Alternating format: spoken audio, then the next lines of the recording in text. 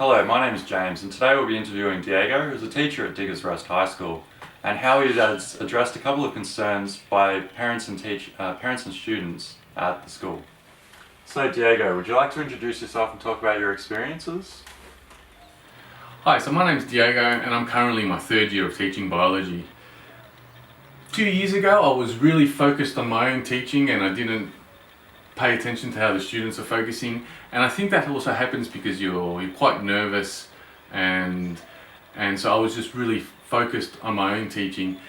And being in the little country town, Diggers Rest, that we've been working in, it actually worked in my favour because some of the parents came to Mrs. Wiley with some complaints about my teaching, which I say it works in my favour because this probably wouldn't have happened in some other towns. So together with Miss Wiley, she sat me down and she said, look, I've had some complaints about your teaching, so let's just sit down and see what we can do about it. So we sat down together, and at the start I was a little bit hesitant because I thought my teaching practice was getting questioned. But we sort of sat down with a code of conduct, and that sort of just really brought it home to me that I've got to give students the opportunity to learn. So that was a good starting point. So we just thought that we'd have to work through this together and try to find a way to better my own teaching practice. So would you like to tell us more about how you went about this and what kind of help there is out there for people like yourself who struggle with similar issues? So one of the first things Mrs. Wiley introduced to me was the resources she got from the Science Teachers Association of Victoria. That provided a really good basis of what the content knowledge of what the students had to know, and which inadvertently is the content knowledge that I had to know as well to teach them. So that worked really well with the resources from that association.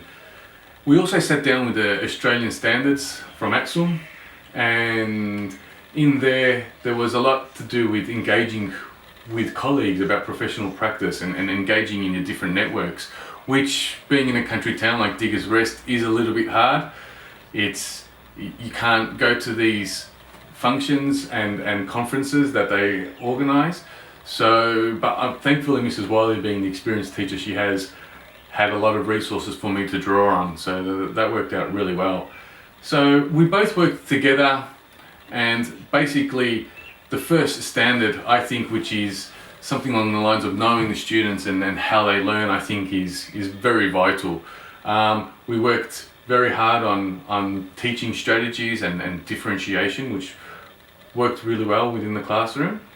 And also working together, the standards spoke about organisation, so we both organised to improve each other's practice. So Mrs. Wiley also improved her practice as well, so that was actually really good.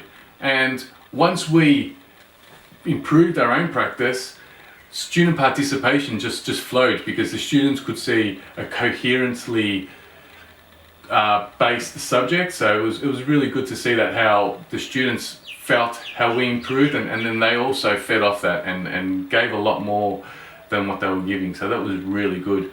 And we also just worked hard. Once the students were in on it, we were giving them constant feedback with where their learning was at, and that actually improved a lot because some students were getting some of the content and they struggled in some other areas, and with that instant feedback they just improved.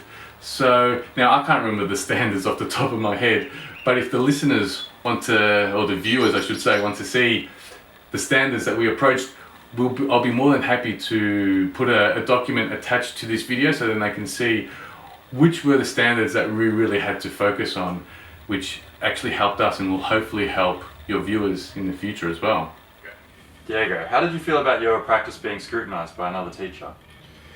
It didn't feel so much as being scrutinised. It was really good because together we used the ATSL standards and the code of conduct and everything that was provided to us, and we felt like we were both working together to improve our level of professionalism, if you will. Yep. And it was actually provided a really good framework. So it never felt like it was a confronting situation ever. It was just, a group of teachers working together to improve ourselves, and as well at the end of the day, it's always about the students. So the more we improve us, the better our students' outcomes are at the end of the day. So it was actually really good. It didn't felt like I was being put under the microscope at all. Definitely, good to hear. So after going over the standards, how did you actually implement this into the classroom and also regain the community confidence in your teaching ability? Yeah, well, regaining the confidence is the whole purpose of this. But actually, at the beginning, it was a little bit difficult to implement because one gets comfortable with a certain way of doing things, and so. But once again, the framework and the way we planned it all out made it really easy to put into practice. There were a few things we had to adjust along the way, and that's where actually I came into play.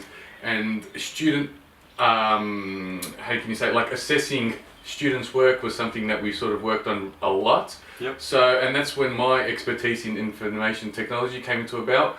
We implemented a whole bunch of Kahoot quizzes, and they were actually really great because the students loved that competitive edge. So, and so they really worked hard to do well in those Kahoot quizzes, and just the format that you get with a spreadsheet that comes out instantaneously gives you really good feedback straight away, and it also helps with your report writing and everything. So that's one part where I gave back to the mentors, I think, which was really good.